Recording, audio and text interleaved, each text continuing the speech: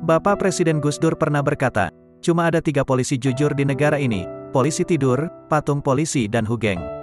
Perkenalkan, namaku Hugeng Imam Santoso, dan ini kisahku. Aku lahir di Pekalongan pada tanggal 14 Oktober tahun 1921. Ketika lahir, namaku Imam Santoso. Nama Hugeng sendiri diambil dari bugel, menjadi Bugeng lalu Hugeng yang artinya gemuk karena tubuhku yang gemuk saat kecil.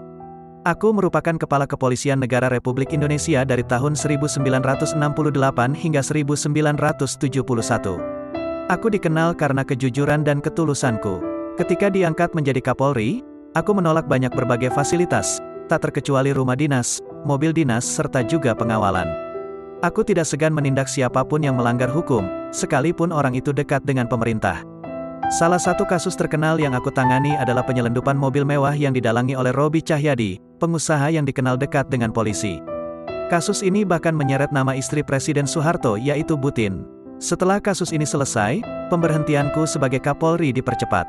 Padahal waktu itu, aku juga sedang menyelidiki sebuah kasus pemerkosaan Sum Kuning yang melibatkan anak pejabat di Yogyakarta.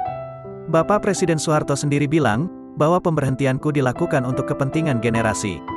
Aku bahkan sempat masuk dalam daftar orang yang dicegah untuk keluar negeri, sehingga aku pun kesulitan untuk mengobati penyakitku sendiri. Seusai dipensiunkan di umur 49, aku kemudian mendatangi ibuku untuk sungkem. Aku berkata, aku tak punya pekerjaan lagi, Bu. Ibuku lalu menjawab dengan tenang, kalau kamu jujur dalam melangkah, kami masih bisa makan hanya dengan nasi dan garam.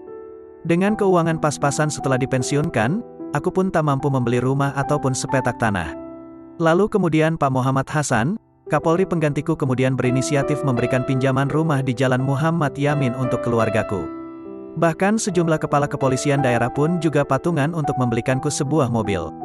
Kebutuhan ekonomiku setelah pensiun akhirnya aku penuhi dengan melukis, mengisi siaran dialog di El Sinta, dan menjadi vokalis sekaligus pemain ukulele di grup Hawaiian Seniors yang tampil rutin di TVRI. Namun sayangnya siaran dialogku akhirnya diberhentikan tanpa alasan jelas. Begitu juga dengan acara musikku di TVRI. Aku meninggal dunia di Jakarta pada tanggal 14 Juli tahun 2004 dalam usia 82 tahun dan dimakamkan di Kemang, Bogor, Jawa Barat.